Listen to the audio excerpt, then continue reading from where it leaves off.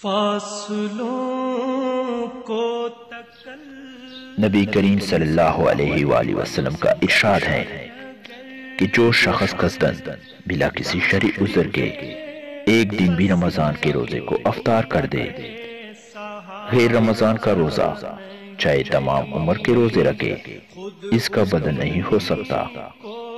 بعض علماء کا مذہب، جن میں حضرت علی کرم اللہ وجہ وغیرہ حضرات بھی ہیں، اس حدیث کی بنا پر یہ ہے کہ جس نے رمضان المبارک کے روزے کو بلا وجہ کھول دیا، اس کی قضا ہو ہی نہیں سکتی، چاہے عمر بھر روزہ رکھتا رہے۔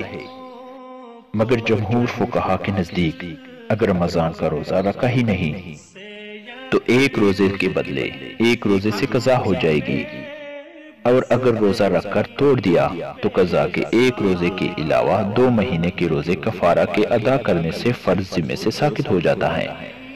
البتہ وہ برکت اور فضیلت جو رمضان مبارک کی ہے ہاتھ نہیں آ سکتی، اور اس حدیث پاک کا مطلب یہی ہے کہ وہ برکت ہاتھ نہیں آ سکتی جو رمضان شریف میں روزہ رکھنے سے حاصل ہوتی ہے۔ یہ سب کچھ اس حالت میں ہے کہ بعد میں قضا بھی کرے، اور اگر سرے سے رکھا ہی نہیں، جیسا کہ اس زمانے کے بعض فسوق کی حالت ہے، تو اس کی گمراہی کا کیا پوچھنا۔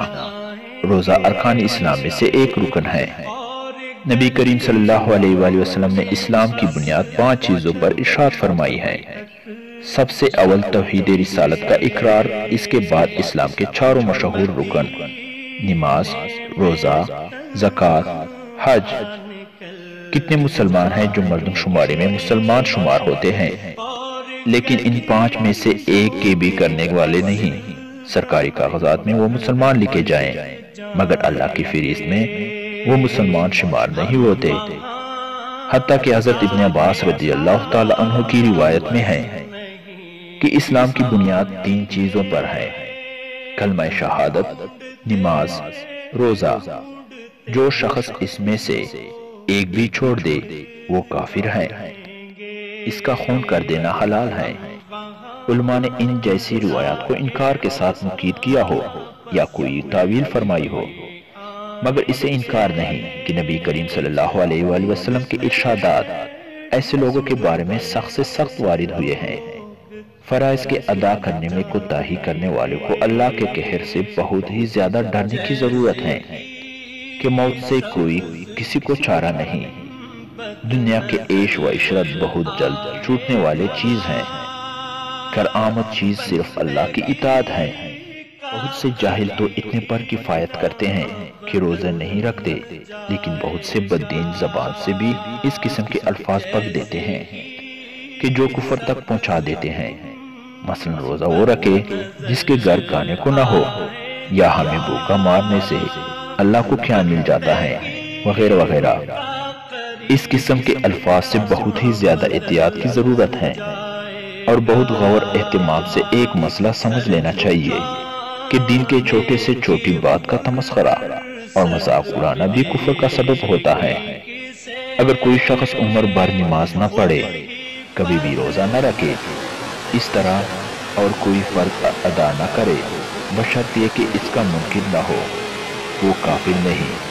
جس فرض کا ادا نہیں کرتا اس کا گناہ ہوتا ہے، اور جو اعمال ادا کرتا ہے ان کا اجر ملتا ہے، لیکن دین کے کسی ادنا سے ادنا بات کا تمسخرہ بھی کفر ہے، جس سے اور بھی تمام عمر کی نماز، روزہ، نیک اعمال ضائع ہو جاتے ہیں۔ بہت زیادہ قابل لحاظ امر ہے، اس لیے روزے سے متعلق بھی کوئی ایسا لفظ ہرگز نہ کہے، اور اگر تمسخرہ وغیرہ نہ کرے تب بھی بغیر اسے افطار کرنے والا فاسق ہے۔ حتیٰ کہ فقہا نے تصریح کی ہے کہ جو شخص رمضان میں علی الاعلان بغیر عذر کے کھاوے، اس کو قتل کیا جاوے، لیکن قتل پر اگر اسلامی حکومت نہ ہونے کی وجہ سے قدرت نہ ہو کہ یہ کام امیر المومنین کا ہے، تو اس فرض سے کوئی بھی ثبوت دوش نہیں، اور اس کی اس ناپاک حرکت کے اظہار نفرت کرے، اور اس سے کم تو ایمان کا کوئی درجہ ہے ہی نہیں کہ ان کو دل سے برا سمجھے۔ حق تعالی شانو اپنے متی بندوں کی توفیق مجھے بھی نیک اعمال کی توفیق نصیب فرما دیں کہ سب سے زیادہ کوتاہی کرنے والا میں ہوں۔ بھی لیا جا